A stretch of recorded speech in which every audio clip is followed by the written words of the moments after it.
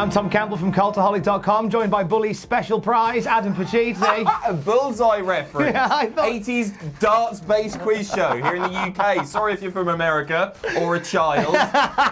In one. You'll be the talk of the town with this motorised scooter. Here's some news. Has Roman Reigns' SummerSlam opponent been revealed? Which WWE Hall of Famer's daughter is making her AEW debut? And which WWE legend is set to retire after SummerSlam? Find out soon. Now, you shouldn't believe everything you read on the internet, because a lot of people on the internet say I have tiny hands. Did you bring that from home? He's brought in props from home. Jesus Christ. But one thing you can...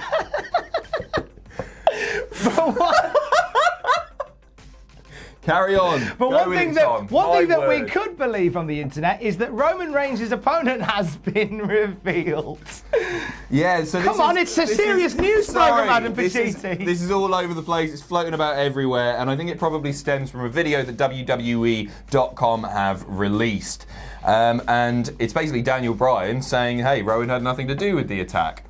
Buddy Murphy has also tweeted, I don't care who attacked Roman Reigns, but if he wants to put his hands on me again, I have no problem stepping into the ring with him anywhere and smile in his face again. What a threat. I hate when people threaten to smile in my face. Hashtag best kept secret. Well, he was like a proper little wimp, wasn't he, on Tuesday? Why no, but hashtag proper little wimp isn't that interesting. You're all hard on Twitter. Jesus. But Buddy Murphy and Roman Reigns could be the way we go for SummerSlam. This is what's being reported. I'm actually pretty cool with that. You know what? I don't think I am. What? Let me explain why, because I don't think it's a great way to sort of pretty much debut Buddy Murphy on the main roster. He's going to get squashed by Roman Reigns. I'm sad that it's him. I think the way to redeem this is if it's more of an angle than a match. And that Roman Reigns, he's going to squash him. So let's just say he squashes Buddy Murphy, which I do think is a shame because I think Buddy Murphy is tremendous. And then maybe walking backstage after the match, somebody tries to kill him again. Ideally, with Daniel Bryan and Rowan in sight, and Buddy Murphy still laid out in the ring, we've got another whodunit, which is maybe a bit more interesting, a bit of a nicer way to continue the story. I think there's a lot that can be done with this. I just don't want them to rush it. And if there's going to be a match involving Roman Reigns at SummerSlam, which you've got to believe they want to do because it's Roman Reigns, and he is a draw-ish, that it should be an angle rather than a match. Yeah, actually, that's a good shout. I thought if they were going to do anything with Daniel Bryan and Rowan, it would end up being an angle. And maybe an angle where Buddy Murphy comes out. But then you potentially run the risk then at SummerSlam of it being Roman Reigns has decimated Buddy Murphy in quick order tonight. Up next, it's Goldberg and Dolph Ziggler.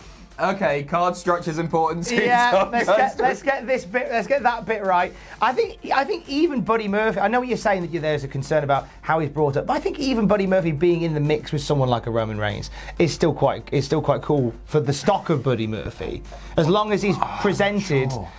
No, because he's not going to be presented as a legitimate threat in any way. The problem is that nobody who's watching SmackDown, or the vast majority of people who are watching SmackDown, aren't familiar with Buddy Murphy's character. You haven't established that character yet, and then he's just this bloke that Roman Reigns is going to squash. Who is he? And I think that's a real shame. Who do you think actually did it? Do you think this is all a big swerve? I mean, Daniel Bryan saying Rowan didn't do it. I think this is interesting.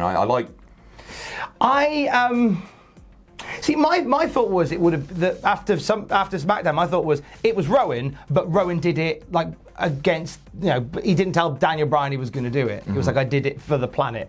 I did it for the people. Nice. That was from the YouTube comments. I can't claim that. Get the big hand out. I'm throwing it over there now. But I thought if it was going to be anybody, it was going to be Rowan at this point. But now, gosh, if it's not Buddy and if it's not Daniel, it's not Rowan. Rikishi. Fair. Could be Rikishi. So AEW dropped a brand new Road to All Out video last night. There is a car. And it's in that video that we find out that we're getting another slice of the Casino Battle Royale that we had back at Double or Nothing. But this time, it's an all-women's edition, Adam Pacitti. Yeah, I had mixed feelings on the Casino Battle Royale, because at the beginning I thought, oh man, this is some WCW Russo-looking stuff, because it looked convoluted. They flashed the rules up. Jim Ross certainly couldn't follow them. I don't think I followed them especially well. But on screen, I think it came across quite well. It was quite fun. So I like this, and some fairly big names announced too. I love the fact that it's every year when they do the Casino Battle Royale. This is the second one, but every time they've done stuff like this in AEW, it is just a hodgepodge of people. It is like a mystery loot crate of wrestlers that turn up at these things. So I'm excited to see who turns up in this one. We can tell you so far that Jazz is going to be there for WWE Women's Champion. She's got this banging new look, right? She's shaved her head. She's got this metal mask. She looks like she will kill you. I've not seen this. Oh. Can we flash a picture up right now, please? There Look it at is. that. Oh, she's scary, isn't she? That is the last thing you will see before you die. Also part of the Battle Royal is Ivelisse from Lucha Underground. She's a feisty little chicken. And the most exciting part of all, the daughter of Roddy Piper, Teal Piper, making what I believe to be her wrestling debut. So you've done your research here. You've looked at cage match. There's Right. no listed. I've done my research. I looked at cage match. I asked my mate Paul, nothing. I've done everything in my power. And I know she's an actress and she's a singer. So if this is like her first forays into the wrestling world, this is probably the way to do it. Because as an actress and a singer, you've already got that confidence and that character and that presence from what you do, which is a big part of it. All you need to do now is learn every wrestling move ever and you'll be fine. No, it's a battle royal. Exactly, If I and could this is do it. one, Roddy Piper's daughter, forgot her name, Teal Piper, can do one. Well, this is it's it. She's easy. gonna You be just got to learn to protected. fall over the rope. Boom, boom over the top. Toss yourself down. You'll be fine, Teal. Or you'll be the women's champion. It's not how it works, but. But she comes across really well in the video, where she talks about how her father tried to keep the business and the family separate because Roddy Piper in the late 80s was really a hated guy at points. One of the best heels ever. Like people would literally try and kill him, and he was very keen to keep his family and the wrestling world separate. But she said that doing this and getting ready for this is sort of brought her and her father together. Like there's a connection they now have through this. I think whatever happens, it's a wonderful story to follow, and we'll keep you updated with the shenanigans of Teal Piper. And finally, Trish Stratus has been on the media circuit ahead of SummerSlam in Toronto. It's quite handy to be doing the media circuit basically outside your house. And Trish has been speaking to all sorts of media outlets, but last night she dropped a little thing on Twitter, like literally in the middle of a tweet, that was probably the most telling thing of all that day, where she said that she's looking forward to her final match in the WWE with Charlotte. It's like, oh, your final match? This is the last time we may see Trish Stratus forever.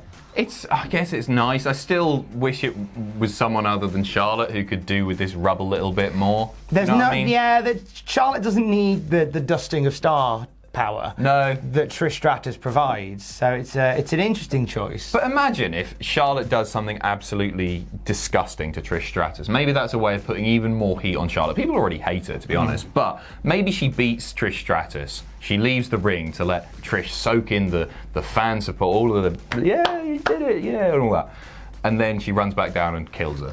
You could potentially create a mega heel, like a magna heat magnet from someone like Charlotte if something like that did happen. I think there's more to gain in doing something like that than Charlotte just beating her. Because of course she's just going to beat her. Trish should go out on her back. It's her last match apparently. So I think there's more to gain. And if you can make Charlotte even more hated than she already is, I think I'm all right with it. But it's still something doesn't sit quite right with me for this match. What if? I think what if the whole thing is, as you say, this is just to propel Charlotte as the biggest bad guy in the WWE? I think she's the best women's wrestler on the roster, perhaps in the world. I think she's absolutely amazing. And people often forget that. Just because she's booked so strong doesn't mean she's not really, really, really good.